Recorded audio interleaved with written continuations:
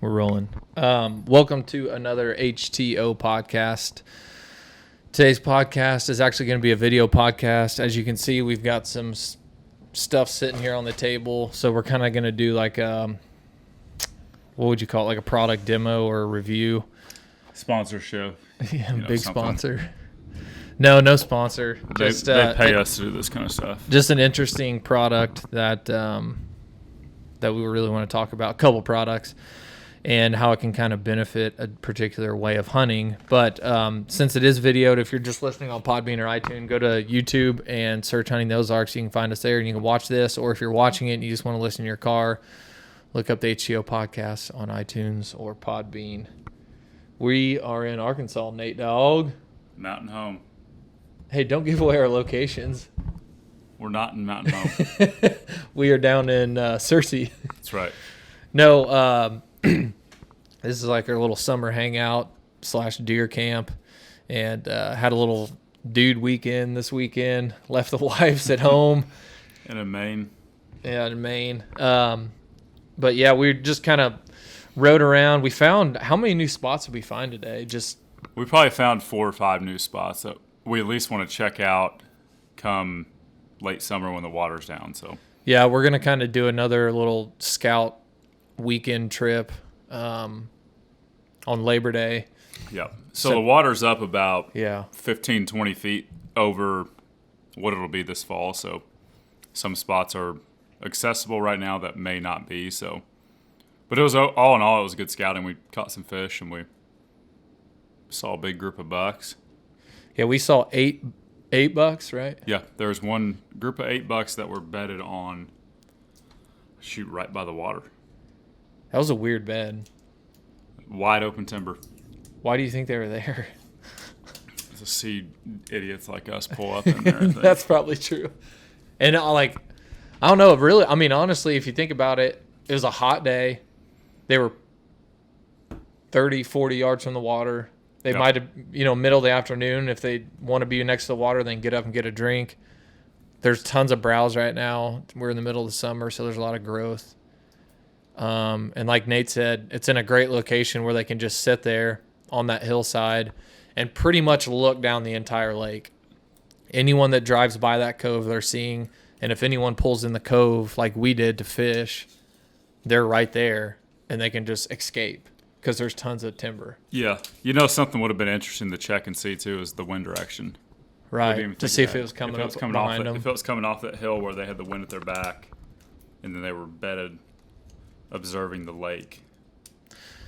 Yeah, and it's an interest. It's a little uncommon time of the year right now because we've had so much rain, and as we're doing this podcast, there's a thunderstorm just ripping through right now.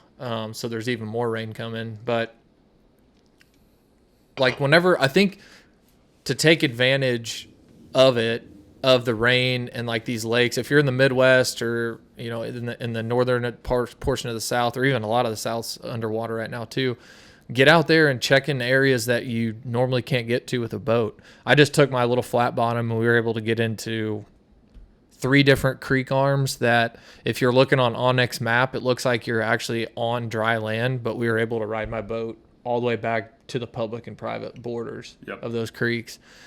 And it's just a good way to scout. I mean, we were just basically scouting from the boat and then fishing and just having a fun time. It's just a good way to get out during the summer whenever there's not a whole lot of things going on. And it's a lot easier to scout from a boat than walk through seed ticks and all that. Even though there's really, you get some pretty good intel doing that stuff too, but it's not nearly as fun. Well, you can check and you can mark off spots. Like if you had something marked and you weren't sure what it looked like, you can drive back into this time of year and say, hey, this is something we want to come back in 2 months and look at. Put a mark on it. Or you can say, no, this isn't worth it. And one of the spots we were at too was even though the river, the creek arm is really high, we already noticed there was a spot you could cross right now, and it's 15, 20 foot above the pool. So knowing by time September, when is it open here? The 23rd or whatever, the second to last weekend. The third Saturday. Yeah.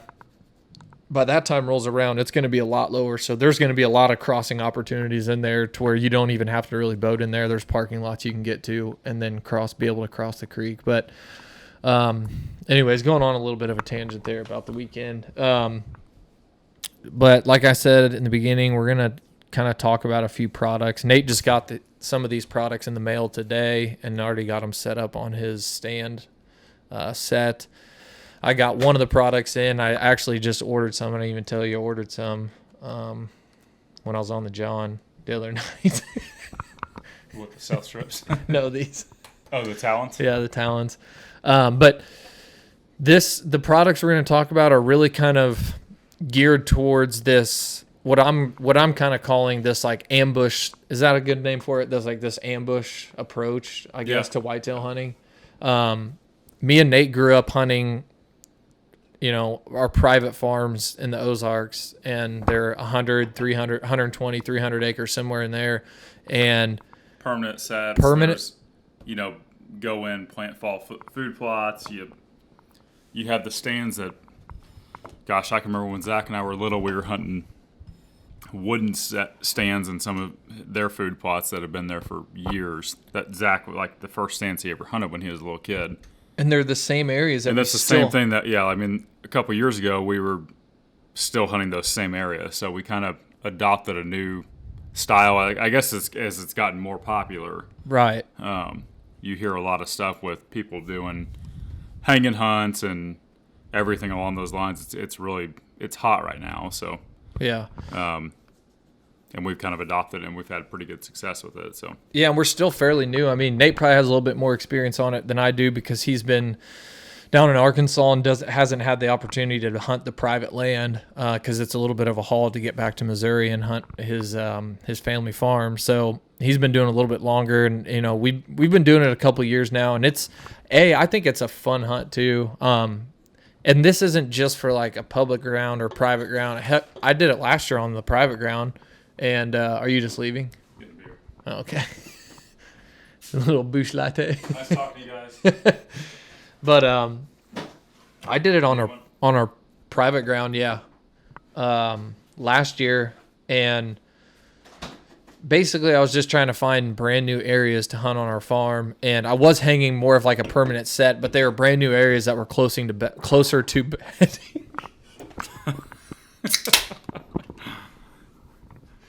Damn bullfrog in here.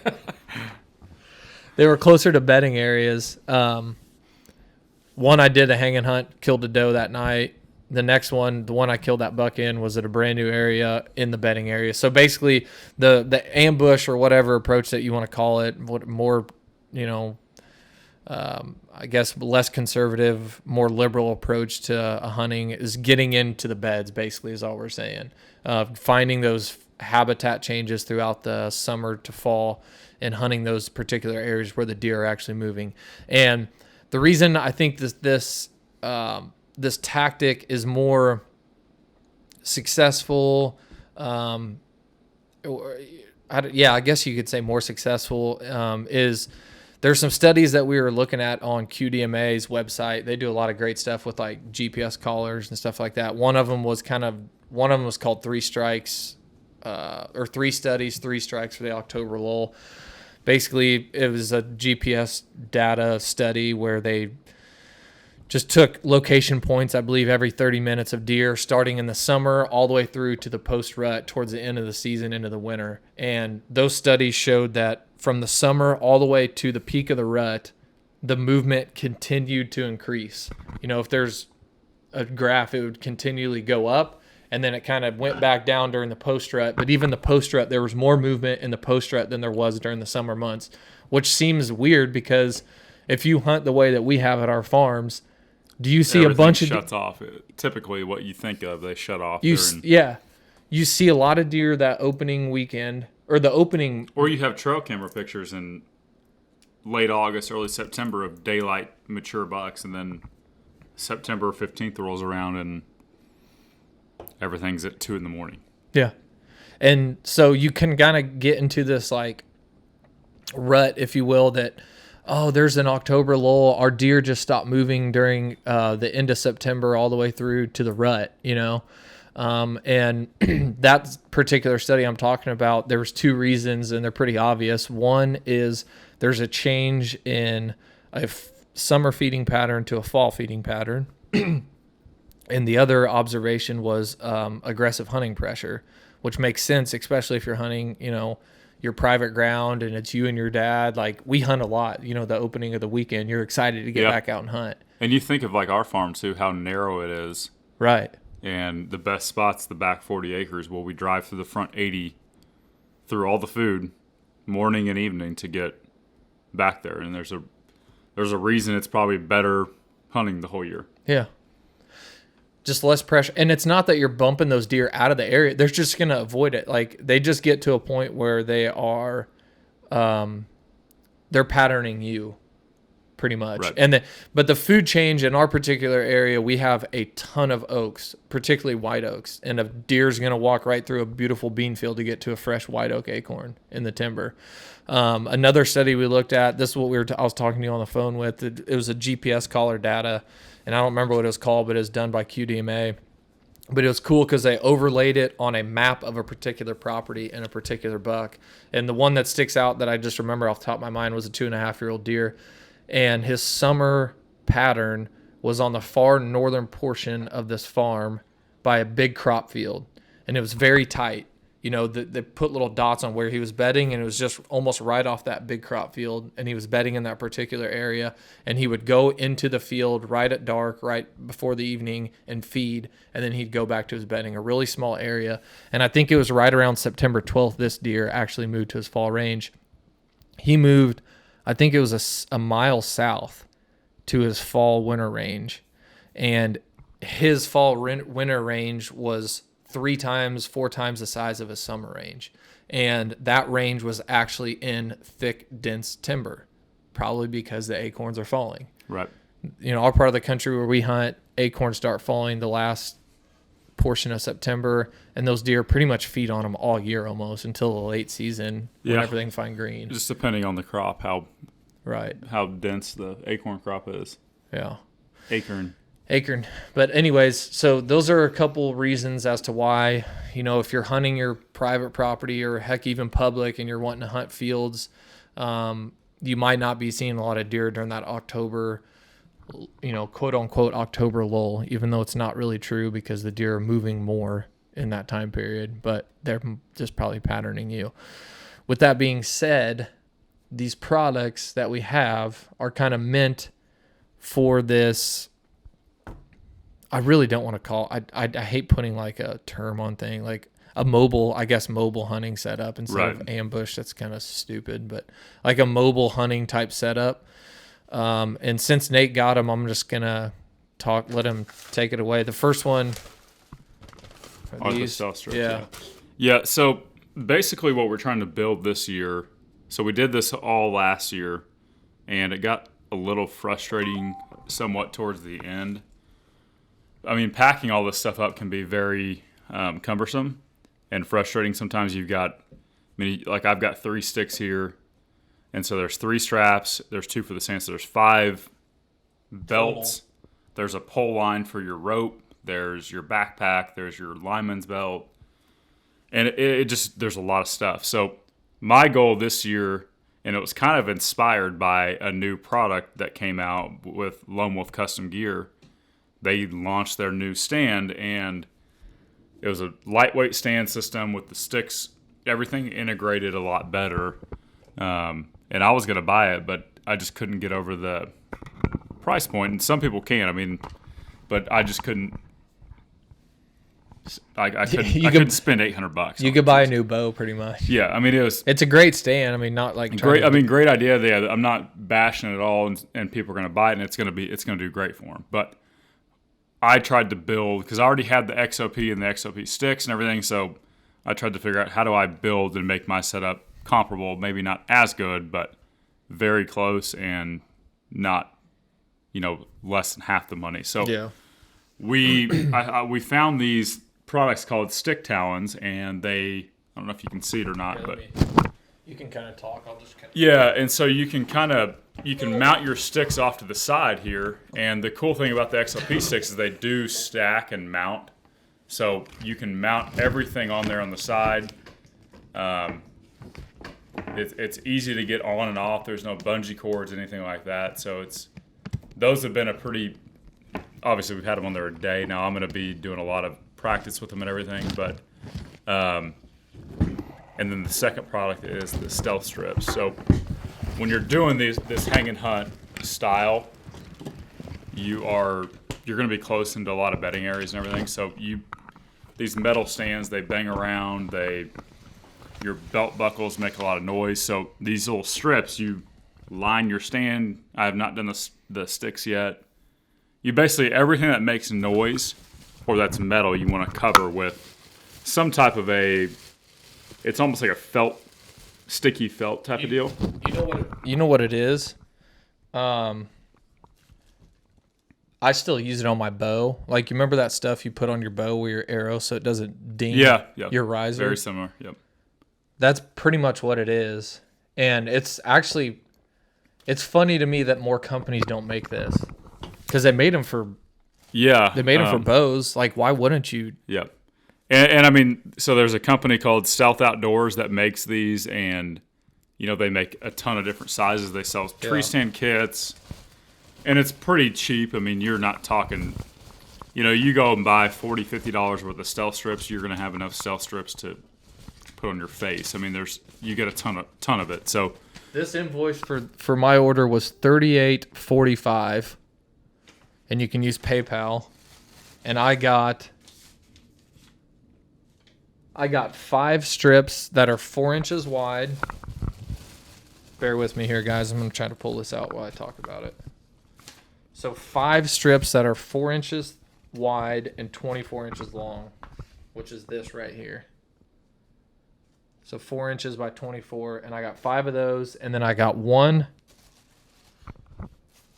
set of cable silencers, which they don't have the markings on here like this. The dimensions. 1.5 inches, I think, is what they are. Yeah, 1.5 inches wide by.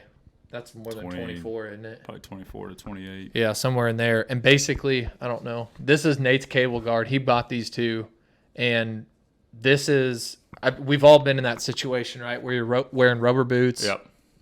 And that's more you turn around and you hit your cable guard and it squeaks on that cable guard. So it just basically deadens that.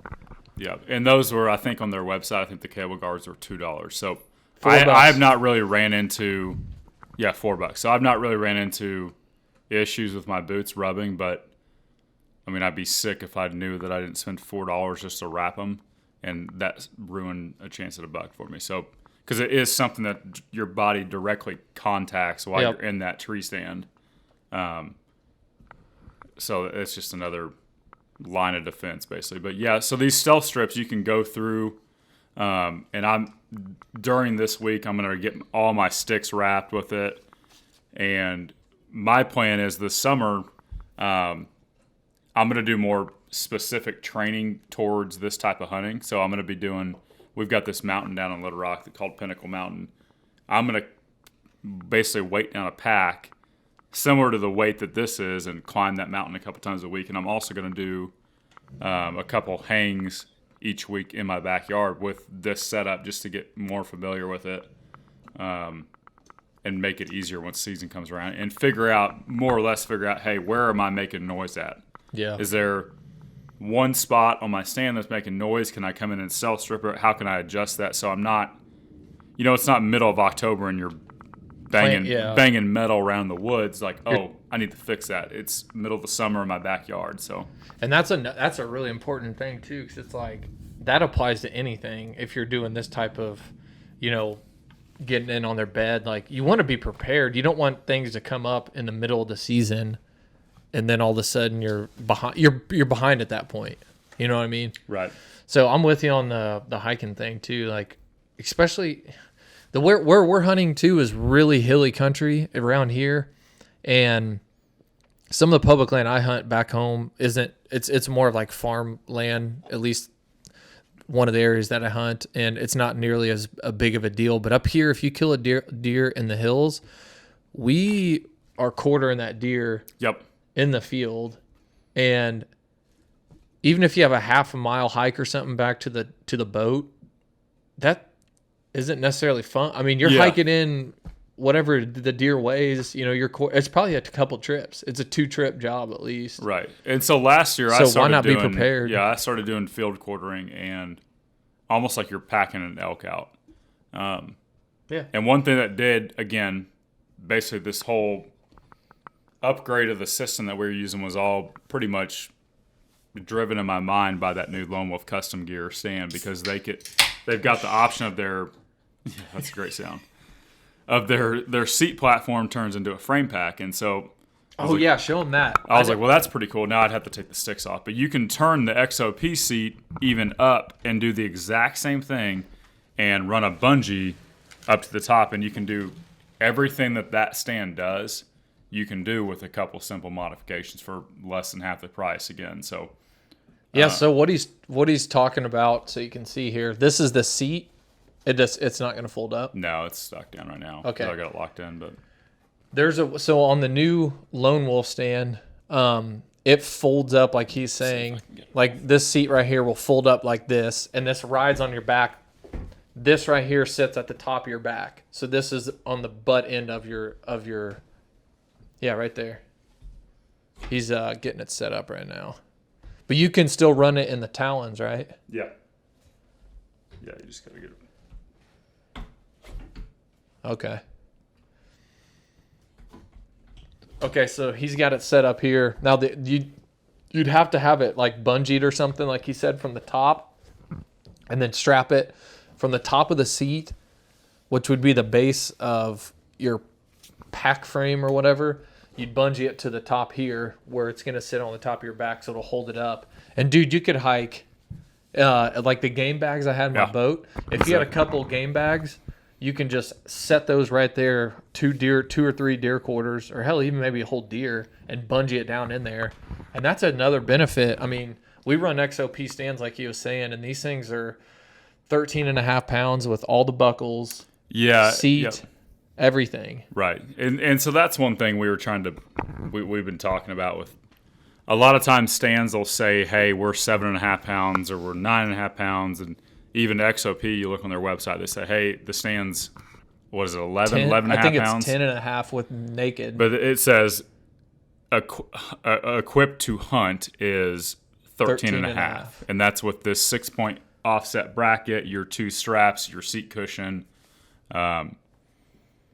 So who knows really what these things weigh. Yeah. I am going to start paying a little more specific attention to it. But you see these new setups coming out that are, I mean, shoot, they're damn near $1,000, and you don't know the true weight of them. I mean, so I will say too, we run our stands. We've been running the XOP. We have a little bit of a different setup. We both run the XOP. He's actually got the XOP sticks, which are nice in one particular way, that the seat or the foot and hand, what do you call those? Cleats? Yep, the foot cleats. They lock on, so you can stack 4 of them in a row and then pull them like that. And this little mechanism, I don't know if you can see that on the video or not, but there's a little locking mechanism on the backside of the stick where it would sit up against the tree. And whenever you move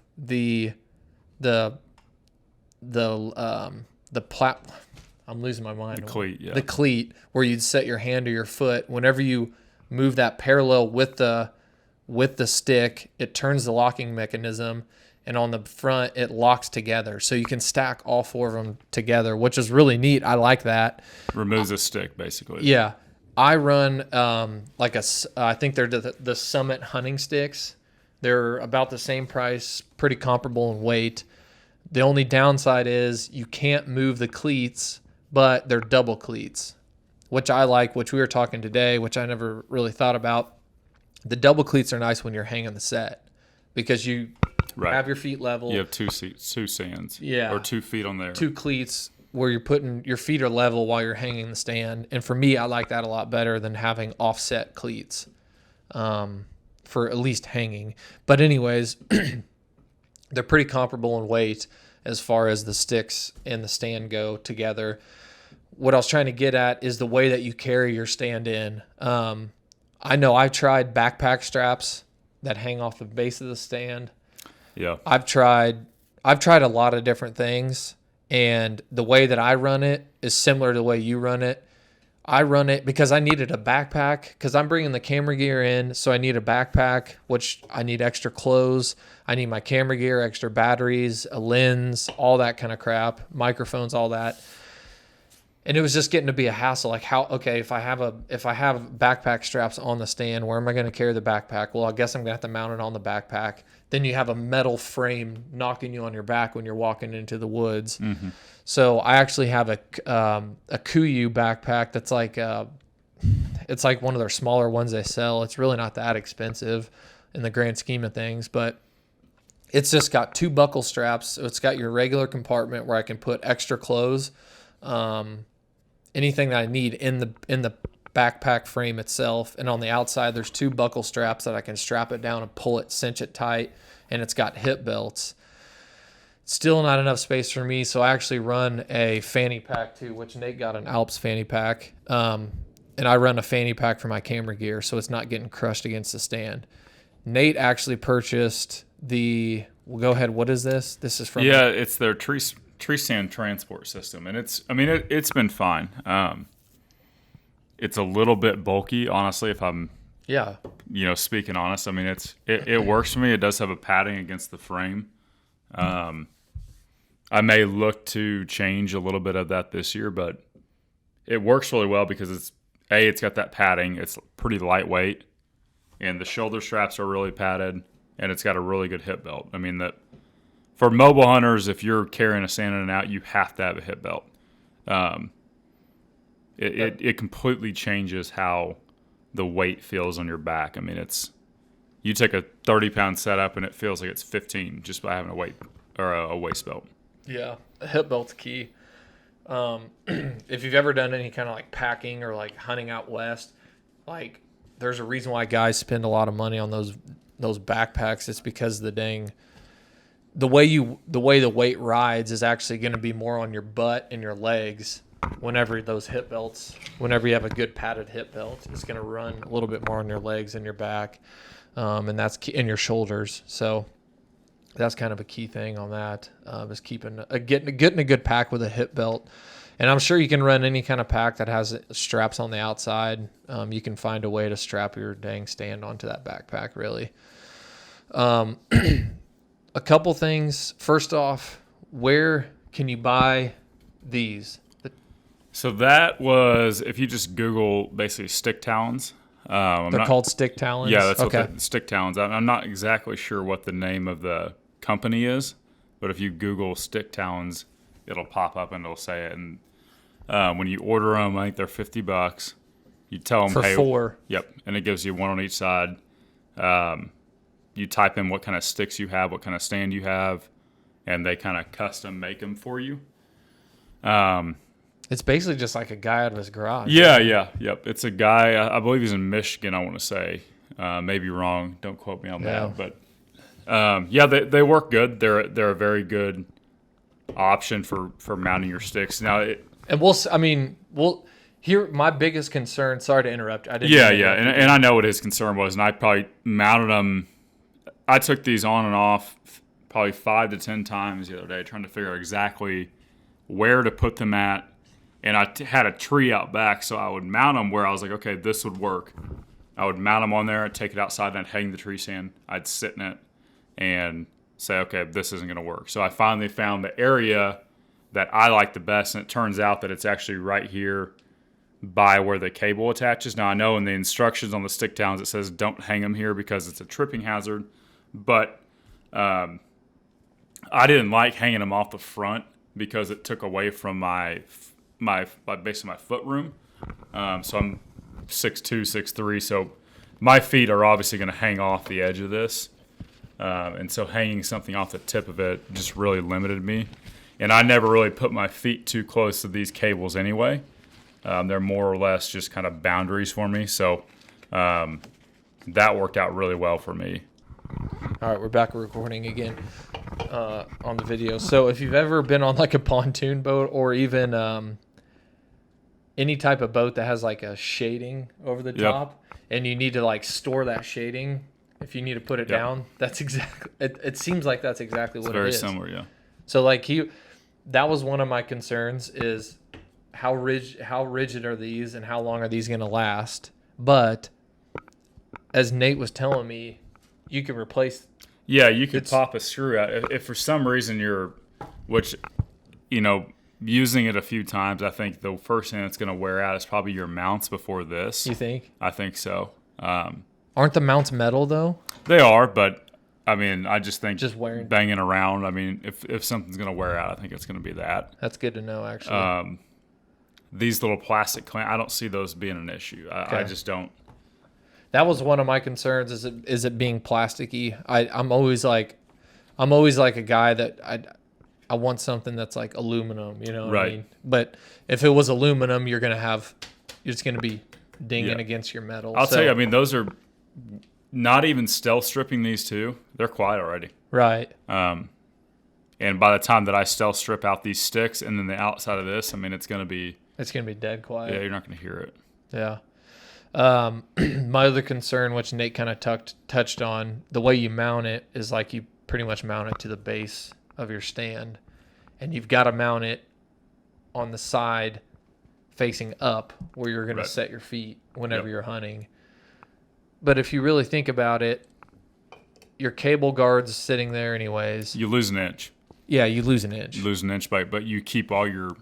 And now you can mount on the sides over here, but the issue that I was running into was if you mount it over here and your stick is hanging off to the side, obviously you take this whole thing and you move it here. Well, your stick is sticking out way over here. I couldn't even walk through a door frame with it, and so I tried to walk through a door and I'm banging on it, and I think.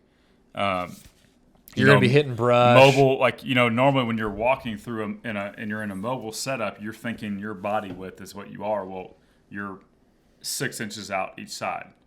And so you've got to, and that's why that's why I like mine mounted here, because it's as tighter. Wide as a stand, it's tighter. Nothing, especially when I fold those down like that, I'm as wide as the tree stand is. There's nothing sticking out wide, and it just works a lot better. Cool. What else you want to talk about? Let's talk about that fart. Let's see where that thing goes. Oh, jeez. Oh, man. You want to talk about our bluegills? Something's coming after that. I can tell you that. You want to talk about our bluegills? Yeah. That's probably what's causing that noise.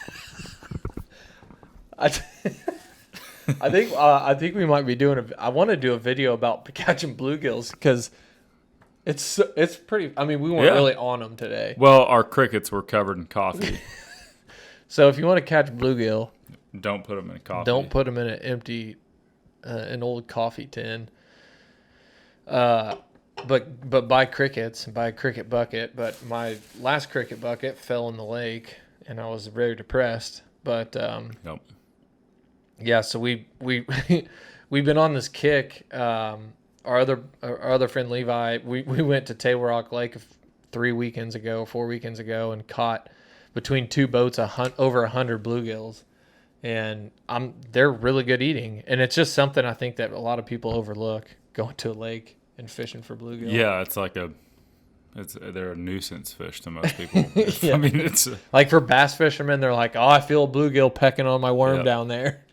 But they're fun to catch, and if you have a kid or something, I think it's a great way to introduce a kid to the outdoors, which is something I'm really big on right now because of the stuff that I've been filming with kids in the outdoors. It's like kids are just right here on their iPad, on their phone and their iPad, and it's just like they're complete distractions all the time, and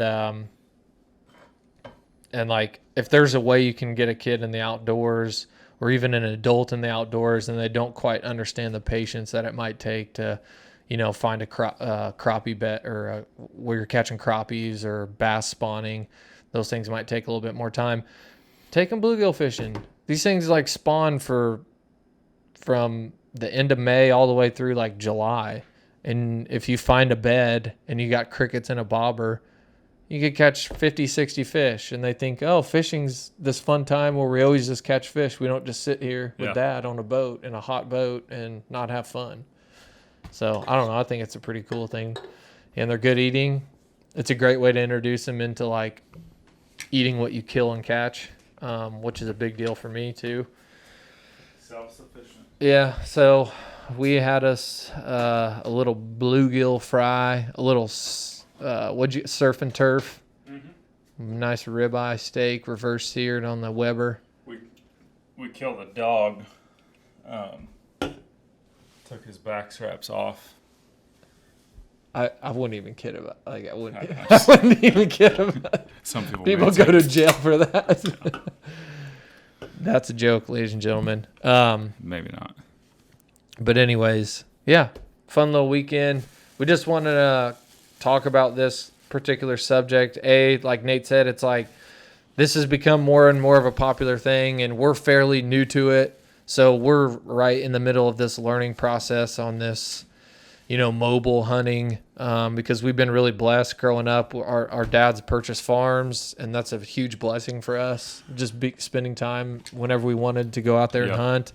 So, but with that being said, we just didn't spend the time on these public lands and kind of learn this tactic. But through the internet and YouTube and podcasts that we hear, like, a lot of these products that we hear about and the ways that these guys are hunting with these products, it's kind of an eye-opening thing, and it's fun. Like, it's just kind of fun trying to figure it out. Yeah.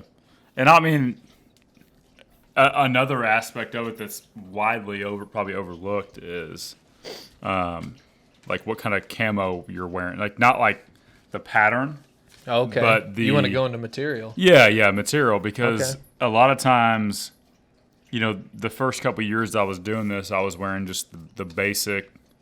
There's nothing wrong with going like the Bass Pro and buying the redhead gear or whatever, but it's not real breathable, and you start sweating, and you don't stop sweating basically. So Zach and I have transitioned a lot to more basically a merino wool base layer. So we've been using First Light's gear a lot lately, and it's been a game changer. I mean, just the packability, how lightweight the gear is, and then just the breathability. And if you do sweat, it wicks it, you stop, and you're not getting that, like, I don't like saying clammy, but you're not like, I mean, no, you're right.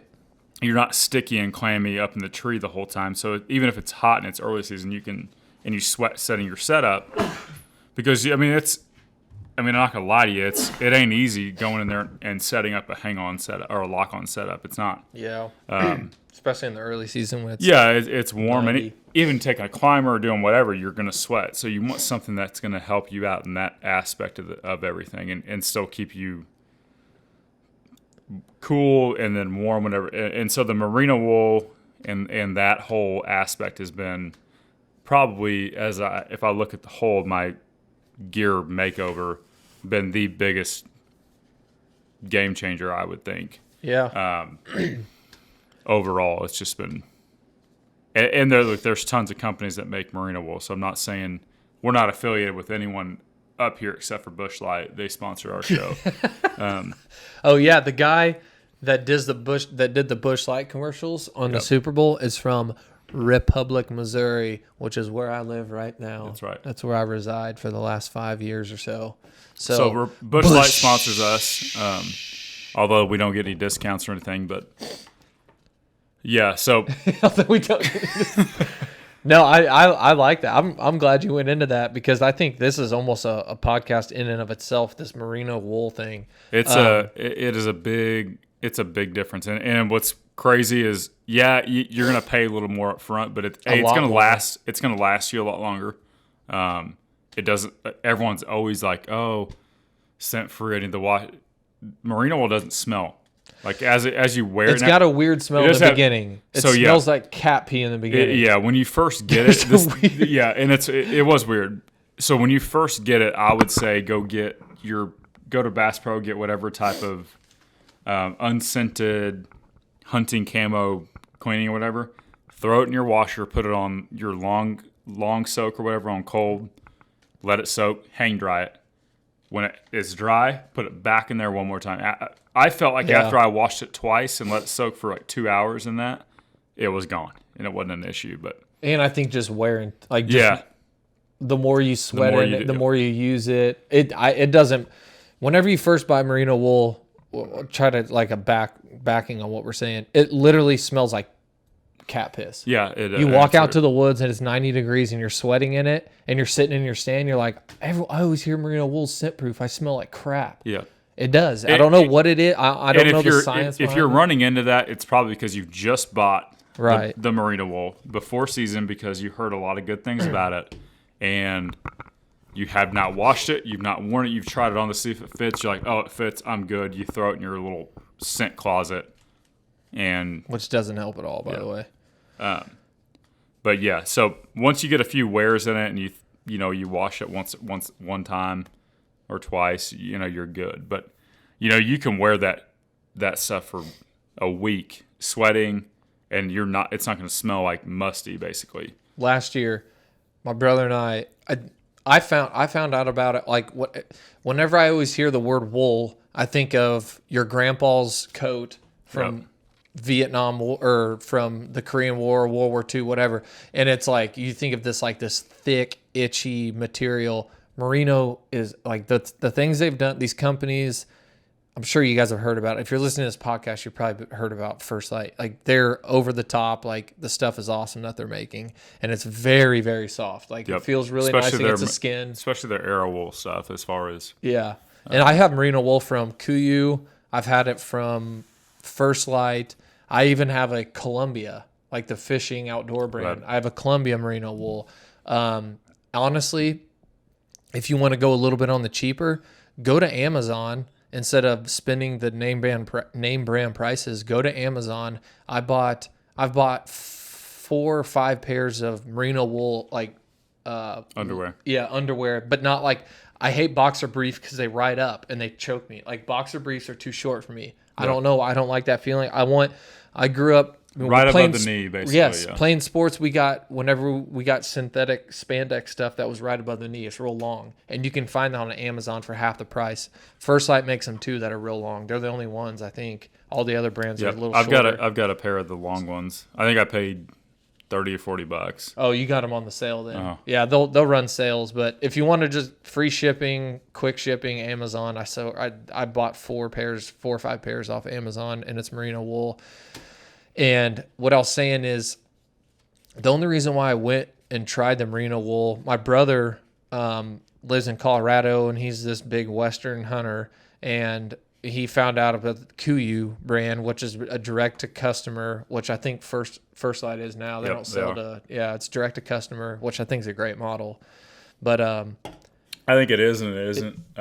To get your name out there, it's a little bit harder. But you get guys sizing, like Steve Rinella and people on the sizing part of it. But First Light offers free shipping and free returns. So if it doesn't fit, you just send it back. You're not out of pocket. But it'd be nice to be able to run down to your local Bass Pro and try it on. But if it streamlines it and gets you a little bit better price, I mean, there's give and take to all of it. But so the first time I went on that elk hunt, Jake kind of talked us into getting this Kuyu stuff, and I bought a bunch of merino wool. I wore the same stuff for a week straight, and it was like nothing smelled. I thought I was going to smell terrible. I mean, I'm sure my body and my skin did, but the clothing did not smell. Last year, we did an elk hunt. We hiked, we tracked it 70 miles in like 6 days of hunting. And I literally, this is going to sound disgusting. Don't judge me. But I wore those First Light Obsidian merino wool pants every single day. Yeah. And I wore only 2 pairs of the merino wool boxers every single day. Those are the Amazon ones. Yeah. Didn't smell at all. Didn't smell one bit for a week straight hiking 70 miles. No showers. It's an important piece. Yeah. I think it's an overlooked piece as far as people talking about this, the public ground, ambush, hang and hunt type of deal. And, I think it's an overlooked piece of the gear. I mean, you've got to look at it from this. You're not paying. You're not spending hundreds of thousands of dollars on your own private ground. You're not paying lease fees. Yeah.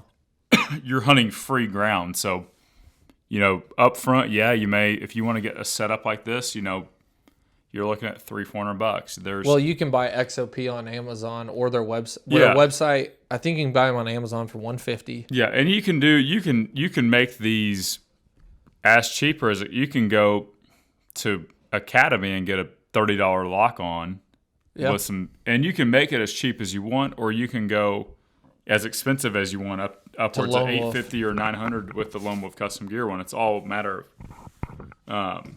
It's just like anything else in hunting. Like if you want to buy the best duck decoys, you're going to spend the most money on Dakotas. Exactly. Or you can go to Bass Pro or Walmart and get the cheapest one they sell. Yep. And you're still going to probably kill ducks. Yep. But it's just like levels to anything, right? Yep. You're paying for weight, pretty much with a stand, and anything else you're paying for weight. I know this like the hunting stuff, like First Light and Kuiu and Sika and all that stuff. You're paying for weight in that too, weight to warmth ratio. Yep, right. With the puffy insulation stuff, but like Nate was saying, if you're not paying for the cost of your own property and putting in food plots and lease fees, you're saving a lot of money on that end. You're going to be doing a lot of walking on free public ground. Why not have some of the best gear and clothing? If you don't, you're going to get frustrated pretty quick. I mean, if you've got a 40-pound setup and you're out there in a non-breathable or jeans and you're walking up and down these hills like cotton, you're going to sweat your ass off. And you're going to get up there, you're not going to be comfortable, and if you don't see any deer, you're going to be like, I'm done with this. This is stupid. And you're out. You're done. So yeah. That's important, man. Yeah. And if it's cold, even when it's cold, I mean, we've all been there. It's freezing cold outside, and you're walking to your stand and you're sweating. Yep. And you're sweating in those cotton clothes that you're wearing. And you might be hot and warm then, but an hour into that sit, you're freezing your ass off. Yeah, and then same thing if you kill a deer, you go from hot, cold, and then you're sweating, dragging that deer out. I mean, so it's. And with what we're saying with the merino wool, like he said earlier, when you're hiking up there and it's 30 degrees and you're down to your base layers, you still might be sweating. But when that hour in the stand, all that sweat is dried off. I think merino, somehow the material wicks sweat from the layer that's on your skin. It moves moves it to the outer layer so it evaporates. Yep. So it literally, the pair of pants that I'm talking about, the Obsidian pants, which you can find at First Light, they're merino wool pants. I wore them opening day of the season all the way through like October. You can get damn near get to know. I've wore my Obsidians in November. So if you're wearing them in the early season, you're sweating your ass off getting to the stand. I would be in my stand 20 minutes and my clothes were all dry because that merino wool absorbs the sweat and moves it to the outer layer, which then goes into the atmosphere and it dries up, whatever. And then once you get into where it gets a little bit cooler, like those October evenings when it's 50, 60 degrees and the wind's blowing, you just layer up, Yep. So. Yeah, I mean, and the way we hunt here, it's interesting too because, especially as it starts getting colder, the way that we get to and from a lot of times our stand is in a boat. Right. And you start Splashing. ripping it down a lake channel, going 20, 30 miles an hour, and it's 50 degrees. Well, that's a lot colder than, and so there's just a lot of different temperature elements. You want something that can regulate your heat and just to make it more enjoyable. I mean, if you've got to spend, a couple $100 extra bucks here and there on some things, and you can build this system out, and like what Zach was saying, going onto Amazon and filling a couple pieces out with different brands. You don't have to go First Light. You don't have to go Kuiu or whoever else makes merino wool. I would say if you're going to go the budget route, I've done this. I bought a merino wool long sleeve base layer, and it's actually on one of the first episode last year on YouTube of whenever I had the nice encounter with the 8-point on public land. I had a long sleeve shirt on. It was like 90 degrees, but it was a merino wool long sleeve. I bought it off Amazon for like $30. You can go the cheap route as long as I'm a firm believer in like have a merino wool on your skin. Yeah, like, and just pay attention to the gram weighting basically of it. I mean, if you're talking early season, you're gonna want like a 150 or max 200. That's 150 gets hot though. Yeah, it does, but it dries once you sit still. Yeah, and so like early season, I wear a 150 short sleeve shirt. That's kind of what I've gone to, and that's the one thing I do like about the First Light. They're, I guess what they call Aero wool is they vent your armpits basically, so it's still merino wool, but it's like a real thin. It's a really thin, but it's a vented mesh type in your armpit. So all your areas that you perspirate and you sweat a lot out of. What's that one? They're Aero wool stuff. Oh, Aero wool. Okay. I've got one back in the closet I can show you. And so it's, I mean, you just don't. And same with their boxers, like their 150 boxers. They vent all of it. I mean, when you're like me and you got a lot of stuff going on down there. 9.5. Back on back on the. As Bill Winky would say. Back on the. Oh man. Back on the stand setup though, like you're talking about budget setup. I would honestly almost say this is a budget setup. Yeah, I mean it really is. The XOP is for the weight.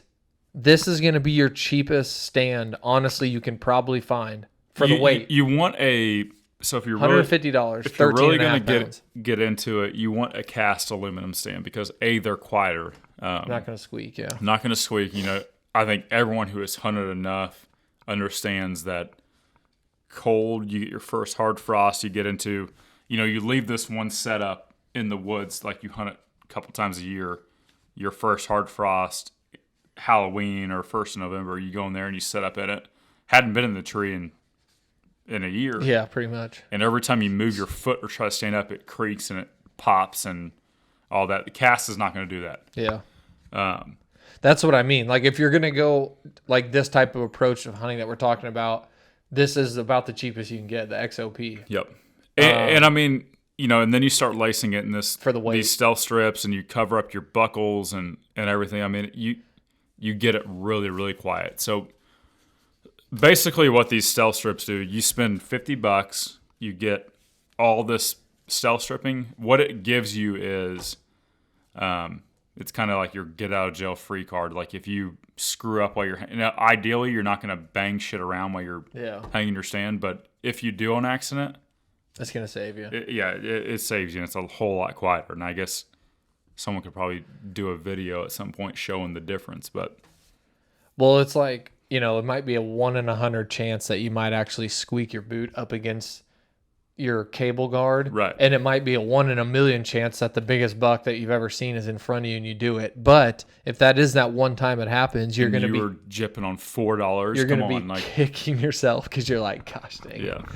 But also back to the budget thing. Stands about as budget as you can get as far as lightweight cast is concerned.